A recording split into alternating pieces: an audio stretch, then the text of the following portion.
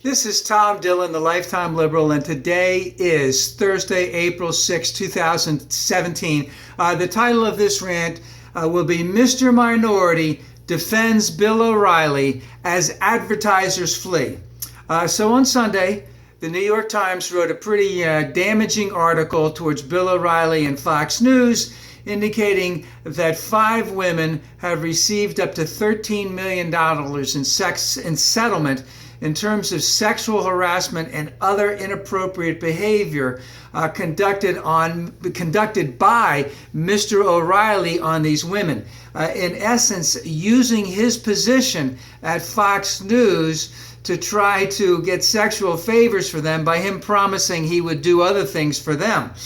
I do believe that on a couple of occasions, definitely one, I think two, where, you see, we don't know exactly what's in the settlement, and we don't know exactly what all of the charges are, but I do believe that we do have information that on 2 of the occasions, the women actually recorded conversations with Mr. O'Reilly, and on 2 of those occasions, maybe it was just one, that they basically thought that he was, let's use the term, pleasuring himself while he was speaking to them on the phone and talking about what types of sexual encounters he would like to have with them.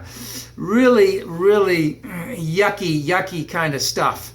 Now, this is something that we've known about because the first charge was what came out in 2002. We knew a lot about that then with the falafel and the stuff that he was saying to this woman, that she got a fair amount of money. And of course, altogether, like I said, 5 women have come up.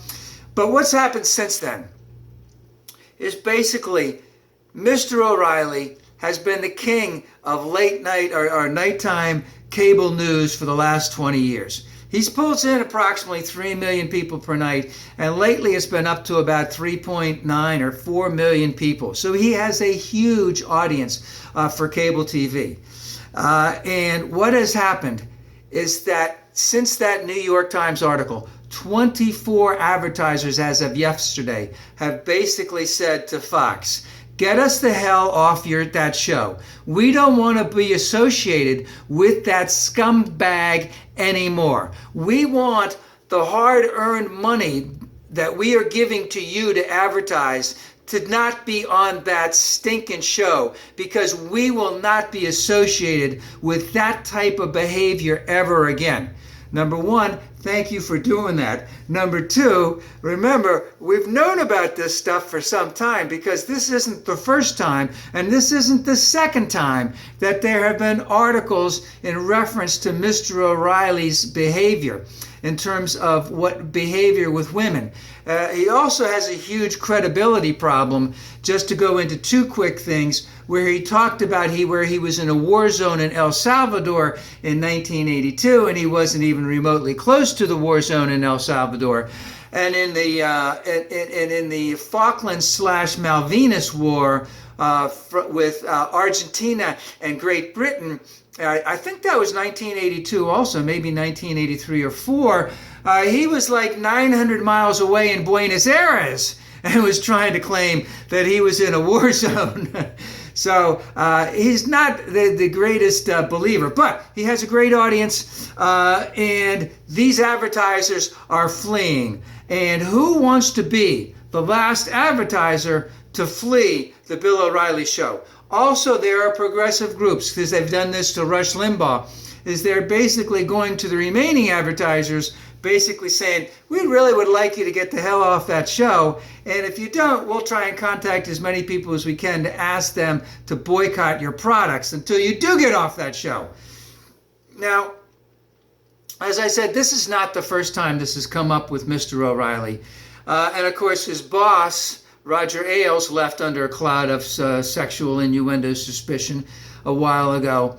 Of course, Mr. Minority hired him on as part of his campaign for a short period of time. But Mr. O'Reilly tries to come off as this mild-mannered, really caring type of person who really cares about the average person, wants to be politically correct, can't stand political incorrectness, is fighting for the little person, has that big thing about, we should be able to say Merry Christmas, really caring as opposed to Happy Holidays. He cares about the folks. And at the same time, in the background, he is using his position of power, to try to dominate women. Also remember that he has had only one marriage, and that didn't go that well. Of course, they were married for like 15 or 16 years, but it got very messy in the divorce. And I believe that it was attributed that he had performed physical violence on his wife on a couple of occasions. And in the last settlement, he basically doesn't even have visitation rights unless his children want to visit him, so to speak.